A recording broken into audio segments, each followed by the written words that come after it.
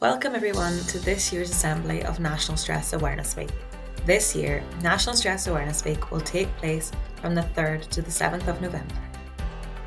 The theme this year by the International Stress Management Association is optimising employee wellbeing through strategic stress management. The aim is to promote a workplace culture that prioritises growth, support, recognition and psychological safety. ISMA is a UK charity that supports good mental health, wellbeing and performance for over 30 years. Anything else? Well, National Stress Awareness Day also gives an opportunity to talk about the effects that it can have on our health and emotional wellbeing, which all in all can help further reduce the stigma on mental health. Employed adults spend more time working than any other activity during their waking hours. So what? How is this theme relevant to you as young people? Well, school is your workplace. Young people in Northern Ireland spend around 35 hours per week in school, and that doesn't include extracurricular activities. At its best, learning and schoolwork can be a source of meaning, purpose, and for some pupils, even joy. But for many pupils, school falls far short of its potential, failing to enhance lives and causing stress and pressure that results in mental health and emotional well-being difficulties. Let's go through some did you knows. Number 1, teenagers can experience stress the same way adults can. Sometimes children and teenagers will communicate their stress differently to an adult, so it's important to know what this can look like. Teenagers' stressors may be different to that of an adult, but it still affects their emotional well-being in the same way. Number 2, everybody reacts to situations and stress in a different way, so stress is not the same for everyone. A situation that could cause great stress for one person and the same situation could cause none for the other. Stress is subjective. Number 3, stress is not a mental illness, but some symptoms of stress can align with some mental health conditions, but stress as a whole is not recognised as a mental health condition. Number 4, coping strategies alongside prioritising sleep, physical exercise and relaxation techniques do work. Studies show that mindfulness techniques can be helpful in reducing stress. What can stress look like? Stress can show in many different ways. For example, some symptoms can be physical, mental, changes in our behaviour, or a mixture of all three. So let's look at these examples in more detail. Do you ever have so much homework from different subjects at the same time and you're wondering how to juggle it all, and you maybe notice your heart starts beating a little faster or a headache has come on? Well, as you can see from the slide, these are just some of the physical symptoms of stress. It's important to be mindful when we feel stressed that our body will feel the stress too. So being aware of these symptoms can help recognise when we need to plan out our workload and prioritise what piece of work will be completed first, and taking our time to work down our list. This can improve time managing skills and in turn reducing our stress levels. Or maybe you've been constantly worried about a test or exam coming up, even becoming forgetful or losing sleep over it. These are some mental symptoms of stress which can have an impact on our emotional well-being and can even lead to changes in our behaviour. There are other mental symptoms that you may experience due to stress, since everybody is different. So it's about recognising your own symptoms and being able to self-manage them, or maybe needing support and asking for help. Asking for help is also a way that helps break the stigma around our mental health.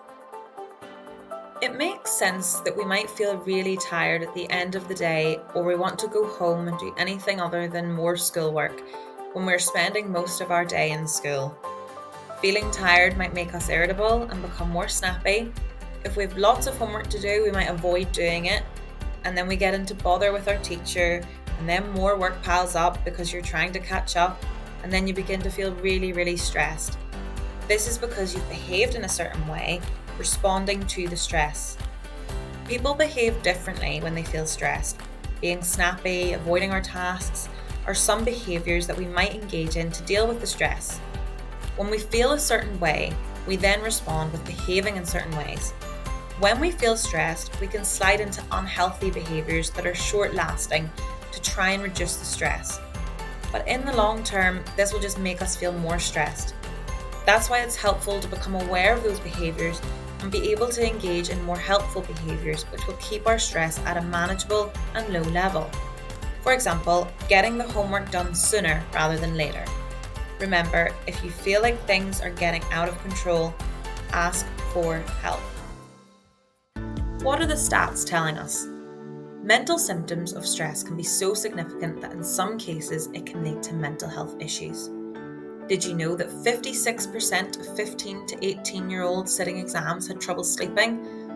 30% of 15 to 18-year-olds sitting exams skipped meals. Exams were twice as likely to have significant negative impacts on mental health than social media. And 35% of children aged 10 to 11 sitting tests made them feel ill. This is recent research carried out by Young Minds to highlight the negative impact exam stress can have on young people. So it's days like today that supports us to talk about life stressors and asking for help before it all gets too much. A video will now play on good versus bad stress. Let's talk about... In today's episode, we're talking about stress. Stress can pop up from all over the place throughout your everyday life. But stress by itself isn't necessarily a bad thing. I know. In the right amount, stress can actually focus and motivate you. For example, the stress of a big exam coming up at school can drive you to study harder. However, too much stress or stressors that are too big for you to handle can overwhelm you. Now keep in mind, our reactions to stress are shaped by a number of factors, including past experiences. So if you've been through trauma, it may make it more difficult to deal with the everyday stress in your life. Small stressors may feel overly big to you because they're actually triggering painful memories from your past.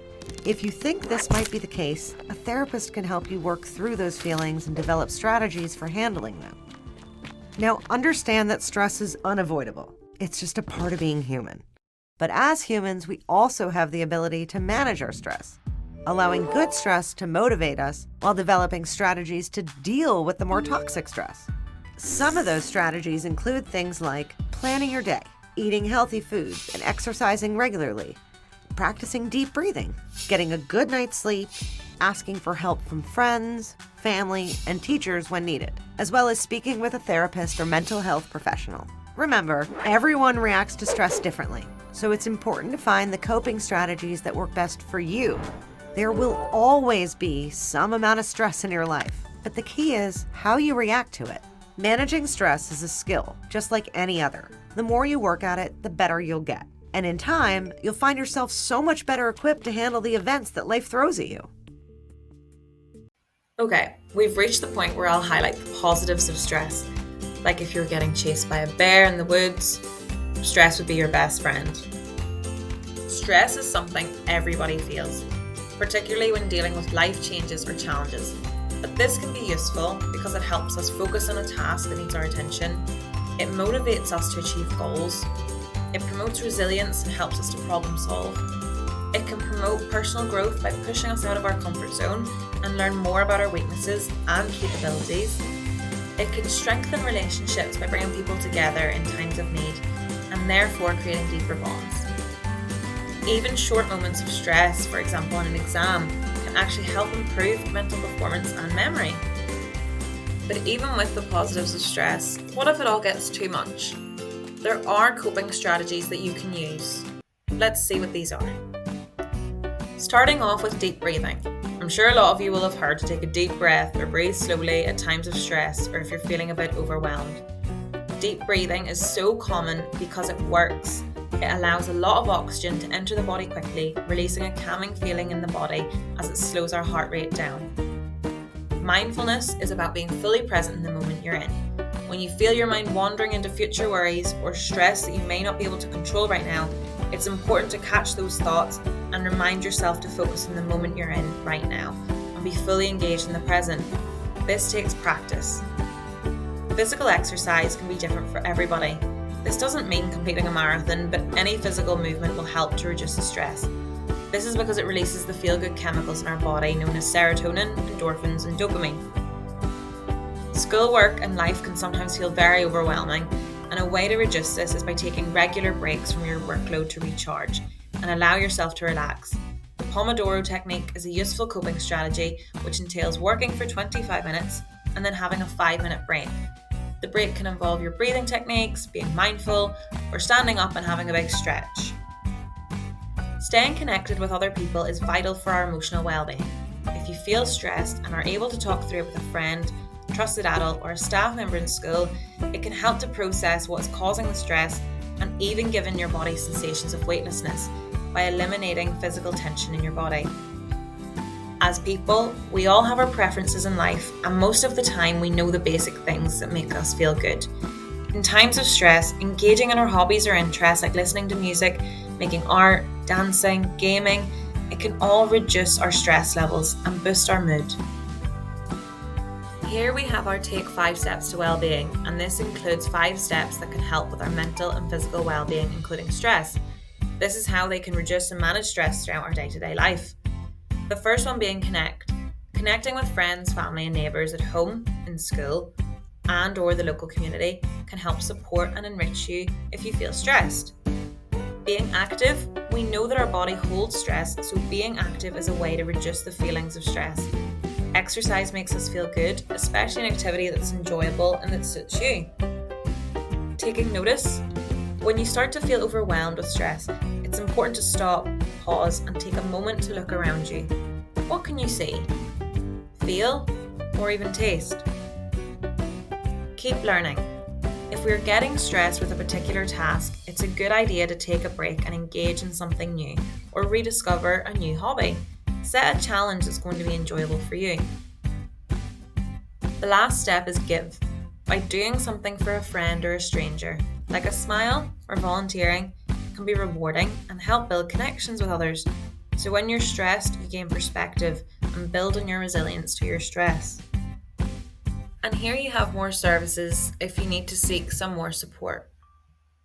Coming to the end of this assembly, please note the information contained is intended to support emotional well-being. If you feel triggered or overwhelmed with any of the content or would like any additional information, we encourage you to speak to a trusted member of school staff. Thank you from the emotional well-being teams in schools.